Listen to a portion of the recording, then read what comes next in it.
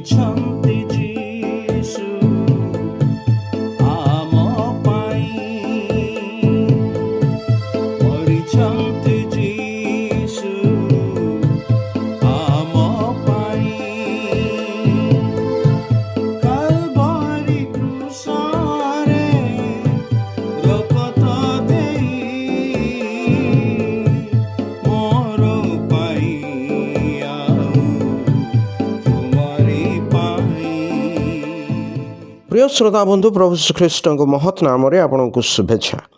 ପବିତ୍ର ବାଇବଲର ମାଥ୍ୟୁ ଲିଖିତ ସୁସମାଚାର 13 ଅଧ୍ୟାୟର 31 ପଦ ଏବଂ 32 ପଦରେ ଆମେମାନେ ଏହିପରି ପାଠ କରୁ।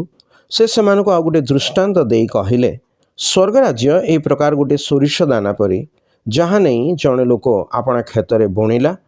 ତାହା ତ ସବୁ ବୀଜଠାରୁ କ୍ଷୁଦ୍ର, ମାତ୍ର ତାହା ବଢ଼ିଲେ ସବୁ ଶାଗଠାରୁ ବଡ଼ ହୋଇ ଏହିପରି ଗଛ ହୁଏ ଯେ ଆକାଶର ଚଢ଼େଇମାନେ ଆସି ତାହାର ଡାଳରେ ବାସ କରନ୍ତି। ଏହି ଦୃଷ୍ଟାନ୍ତରେ ପ୍ରଭୁ ଶ୍ରୀଖ୍ରୀଷ୍ଟ ସ୍ୱର୍ଗ ରାଜ୍ୟର ଆରମ୍ଭରୁ ବର୍ତ୍ତମାନ ଯାଏ ଏହାର ଯାତ୍ରାର ସନ୍ଦର୍ଭରେ କହୁଛନ୍ତି। ଯେପରି ସୋରିଷ ଦାନା ସବୁ ବୀଜଠାରୁ କ୍ଷୁଦ୍ର ଅଟେ, ସେହିପରି ସୁସମାଚାରର କାର୍ଯ୍ୟ, ମଣ୍ଡଳୀର ଆରମ୍ଭ, ସ୍ୱର୍ଗ ରାଜ୍ୟର ଆରମ୍ଭ ଅତି କ୍ଷୁଦ୍ର ଥିଲା। ମାତ୍ର ବିଗତ 2000 ବର୍ଷରେ ଖ୍ରୀଷ୍ଟ ଧର୍ମର ବିସ୍ତାର ଅତି ଆଶ୍ଚର୍ଯ୍ୟଜନକ ଭାବେ ହୋଇଅଛି। ବିଶ୍ୱର ପ୍ରତ୍ୟେକ କୋଣରେ ପ୍ରାୟତଃ ସୁସମାଚାର ପ୍ରଚାର ହୋଇସାରିଛି।